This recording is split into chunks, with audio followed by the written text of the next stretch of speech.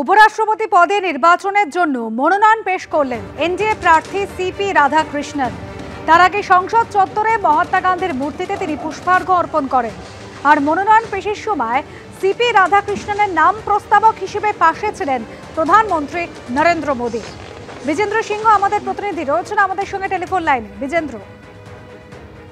হ্যাঁ অনুসুয়া, সিপি রাধাকৃষ্ণন তার নমিনেশন ইতিমধ্যে ফাইল করেছেন এবং আমরা দেখলাম তার আগে তিনি সংসদ ভবনে এসেছিলেন এবং যখন তিনি নমিনেশন ফাইল করতে যাচ্ছিলেন তার সঙ্গে প্রধানমন্ত্রী নরেন্দ্র মোদী, রাষ্ট্রমন্ত্রী অমিত শাহ এবং এনডিএ জোটের যে নেতারা রয়েছেন তারাও ছিলেন। চিরাগ পাসওয়ান, জিতন রাম মাঝিকেও দেখা যাচ্ছিল, টিডিপি থেকে মন্ত্রী যিনি রয়েছেন তিনি ছিলেন এবং এনডিএ নেতাদের সঙ্গেই গিয়ে তিনি পিসি মোদী যিনি এই ইলেকশনের ইনচার্জ রয়েছেন উপরাষ্ট্রপতি ইলেকশনের, তার অফিসে গিয়ে তার নমিনেশন ফাইল করেন। সেই নমিনেশন ফাইল যখন তিনি করছেন তার পাশে আমরা দেখলাম প্রধানমন্ত্রী সহ বাকি এনডিএ নেতারা ছিলেন। তিনি আজকে তার নমিনেশন ফাইল করেছেন। আগামীকাল নমিনেশন ফাইল করার লাস্ট ডেট। তার যিনি প্রতিদ্বন্দ্বী ইন্ডিয়া জোটের বা বিরোধীদের তরফ থেকে প্রার্থী হয়েছেন সুদর্শন রেড্ডি, তিনিও কিছুক্ষণের মধ্যে সংসদ ভবনে আসবেন। সেন্ট্রাল হলে তিনি অপোজিশনের যে সাংসদরা রয়েছেন তাদের সঙ্গে সৌজন্য সাক্ষাৎ করবেন এবং আগামীকাল তিনি নমিনেশন ফাইল করবেন এবং ভোট হওয়ার কথা রয়েছে 9 সেপ্টেম্বর। ধন্যবাদ বিজেন্দ্র।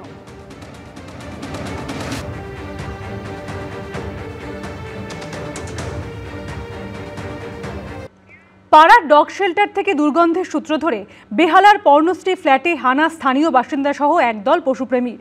অভিযোগ, চরম অস্বাস্থ্যকর পরিবেশে কুকুর বিড়ালকে রাখা হচ্ছিল এই ফ্ল্যাটে। সোমবার রাতে এই অভিযুক্ত স্বেচ্ছাসেবী সংস্থার কর্ণধার সহ কয়েকজন কর্মীকে আটক করে নিয়ে যাওয়া হয়। যদিও পুলিশের দাবি সমস্ত নথি থাকায় সঙ্গে সঙ্গে ছেড়ে দেওয়া হয় তাদের। আর অন্যদিকে এই ঘটনায় পুরসভার ভূমিকায় প্রশ্ন তুলেছেন খোদ এলাকার কাউন্সিলর। পাড়ার ডগ শেল্টার থেকে বেশ কয়েকদিন ধরে দুর্গন্ধ ছড়াচ্ছিল, তা নিয়ে ক্ষোভে ফেটে পড়লেন বেহালার পর্ণশ্রীর মান্না পাড়ার বাসিন্দারা। ডগ শেল্টারের লাইসেন্স দেওয়ায় পুরসভার ভূমিকা নিয়ে প্রশ্ন তুললেন খোদ তৃণমূল কাউন্সিলর। কর্পোরেশনের এই অনলাইনে যে লাইসেন্স, কার জমিতে কে ঢুকছে, কে লাইসেন্স পাচ্ছে, এটা আফটার ইন্সপেকশন এটাকে পার্শ্ব করা উচিত। স্থানীয় বাসিন্দাদের দাবি, মাস দুয়েক ধরে এই বাড়ির নিচে ডগ শেল্টার রয়েছে। কয়েকদিন ধরেই দুর্গন্ধ ছড়ানোর পর সেখানে যান এলাকাবাসীরা। ডগ শেল্টারে পৌঁছতেই চক্ষু চড়ক গাছ।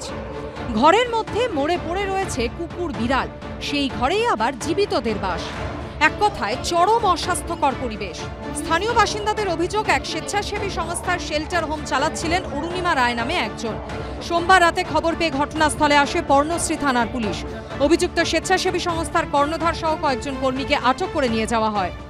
মরা মরা কুকুর পড়ে রয়েছে, বাচ্চা কুকুর পড়ে রয়েছে, বেড়াল পড়ে রয়েছে, বডি সব ভেতরে ছড়ানো ছিল না, বাইরে কিছু বডি পড়েছিল। আর এখনো ভেতরে আপনার সমস্ত পচা গলা সমস্ত জিনিস পড়ে রয়েছে। বডিগুলো ফ্রিজ আপ করা হয়েছে, পুলিশ নিয়ে গেছে, কিন্তু বাকি সব মানে বডি হ্যাঁ আছে, তাদের কোনো জল নেই, নোংরা অবস্থায় পড়ে রয়েছে, খাবার নেই। এটা শেল্টার, কুকুর বিড়াল নাকি এটা এনজিও চলে। হ্যাঁ, তো এনজিওতে এসে দেখি এখানে কুকুর মরে পড়ে আছে, বিড়াল মরে পড়ে আছে। ভিতরে যারা ঢোকে তারা দেখে যে পুরো দুর্গন্ধ, মানে দুর্গন্ধ ছেয়ে যাচ্ছে। একই জায়গায় বাচ্চা বিড়াল, জ্যান্ত বাচ্চা, মরা বিড়াল সব পাইল হয়ে পড়ে আছে, ব্যবসা করছে। এখনো ভর্তি বিড়াল কুকুর ভর্তি হয়ে আছে।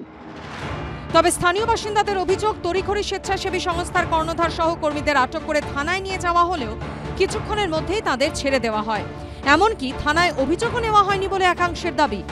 যদিও এ প্রসঙ্গে পুলিশ জানিয়েছে স্বেচ্ছাসেবী সংস্থার কাছে বৈধ ছাড়পত্র রয়েছে, সেই কারণেই কর্মীদেরও ছেড়ে দেওয়া হয়। মঙ্গলবার সকালে ঘটনাস্থলে আসেন 132 নম্বর ওয়ার্ডের তৃণমূল কাউন্সিলর সঞ্চিতা মিত্র। বাড়ির মালিকের পাশাপাশি পুরসভার ভূমিকা নিয়েও ক্ষোভ প্রকাশ করেছেন তিনি। কাকে আপনারা বাড়ি ভাড়া দিচ্ছেন, ল্যান্ডলর্ডকে তো চেপে ধরা উচিত। কুকুর এনে তারা হয়তো মৃত হোক বা বেড়াল তারা মৃত, তাদের সব কিছু নিয়ে এখানে হয়তো বডি নিয়ে এদিক ওদিক করে তাদের সাপ্লাই করা হতো। তবে কিসের উদ্দেশ্যে চালানো হচ্ছিল ওই শেল্টার হোম, সবটাই খতিয়ে দেখছে পর্ণশ্রী থানা। প্রবীর চক্রবর্তী ও অর্ণব মুখোপাধ্যায়ের রিপোর্ট, এবিপি আনন্দ, কলকাতা।